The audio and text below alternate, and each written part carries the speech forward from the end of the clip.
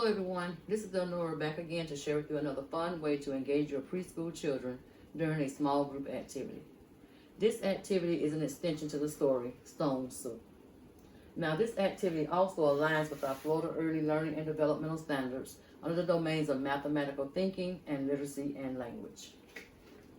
So, let me tell you about this activity. This was an activity that I created in the classroom, and I conduct this activity during a small group. Now the focus that I had for the activity is for the children to be able to retell in sequential order the ingredients that was added to the stone soup and to name those objects. So I'm sure that you all have read this story before, and you know that in this story it was about a hungry man that came across a home, and he was certain that there was food inside of that house. So he knocked on the door, and the old lady came to the door, and he asked for food, and she told him that she didn't have any food. And so he asked her for a stone and stated that he could make soup out of the stone. So basically what he did was manipulate the lady into giving up her food because he knew that there was food inside the home. So what I've done, I've gathered some food, and you can gather food from your dramatic play area, but let me tell you about what I have here. I have my pepper, which is just some black pebbles that I put inside this container. I have my salt, which is some white sand. I have a corn. I have 2 pieces of butter, which is made out of foam. I have a potato. I have an onion. And I have a few carrots here. I also have my bottle of water, my beef bone, and my spoon to stir our soup. Now, let me tell you about the setup here. I have some wooden logs here that I made the fire out of. These logs I got during Christmas time a couple of years ago. It was actually a part of a Christmas decoration, but I removed that and just made it into my wooden logs. Also, I have here my orange colored lights that I found out of Goodwill, I believe it was, right after Halloween, and so did I find this pot as well. So, what you can do is you can gather a small group of children of about 4 children, and you can introduce the activity to the children by telling them the goal of the activity. And maybe stating something like, remember earlier today or maybe on yesterday, we read the story Stone Soup. And remember that the hungry man and the old lady added ingredients to the soup. So you're going to tell me what ingredients were added to the soup and in what order they were added. So then you can ask each child, what was the first ingredient that the hungry man added to the soup? So actually the old lady. So then you can encourage the child to find that particular ingredient on the table and add it to the soup. So in this case, it would be the water. So I'm going to add my water to the pot. So the child will actually take the water and add it to the pot.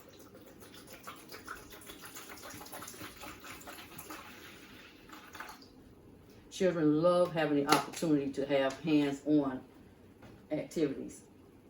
Then you can ask another child. For example, Ryan, can you tell me what was the next ingredient that was added to the soup? So hopefully the child picks the stone. If the child does not pick the stone, maybe you can page back through the book just to kind of remind him. And then if the child identifies the stone, he's going to add that stone to the soup. And if the child does not identify the stone, you can kind of scaffold the child's learning by saying, well, can you find the object on the table, the ingredient that is hard like a rock? So hopefully the child picks up the stone. And you can say, this is a stone. This is the next ingredient that was added to the soup. So you would have that child to add the stone to the soup. And then you would just continue by asking each child, what was the next ingredient added to the soup? Which was the onion. And a child will add the onion to the soup. And you can use that parallel talk by saying, you're adding the onion to the soup. And then what was the next ingredient that was added to the soup? Which was the carrots. So I have 4 or 5 carrots here. So you can have the child actually count out the carrots as they're adding them to the soup. 1, 2, 3, 4, 5. You added 5 carrots to the soup. Now tell me what was the next ingredient that they added to the soup, which was a potato. 1 potato. So the child will add the potato to the soup. And you will continue on. Okay, after they added the potato, what was the next ingredient? Butter. So you can, there I have 2 pieces of butter, so the child will count out the 2 pieces of butter as they add them to the soup. 1, 2. And then what was the next ingredient?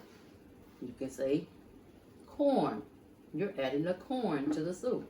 So then you can just take your spoon and start to stir up the soup a little bit. And you can actually sing a song. We're cooking up a pot of stone soup. Stone soup. Stone soup. We're cooking up a pot of stone soup. What comes next? Then you can ask the child, what was the next ingredient that was added to the soup? Which was a handful of salt. So you just want to show the child what is a handful. So you want to maybe shake the salt into your hand, or have the child shake the salt into his or her hand and add it to the soup. Then a bit of pepper. So you would explain to the child that a bit of pepper is just a little bit. So maybe shake just a little bit of pepper into the soup. And then finally you would say, what is the last ingredient that was added to the soup? Then you encourage one of the children to add the beef bone to the soup. You're adding the beef bone to the soup. And then you can start to stir your soup. We're cooking up a pot of stone soup. You want to encourage the children to join in with you while you're singing. Stone soup, stone soup. We're cooking up a pot of stone soup. Now it's all done.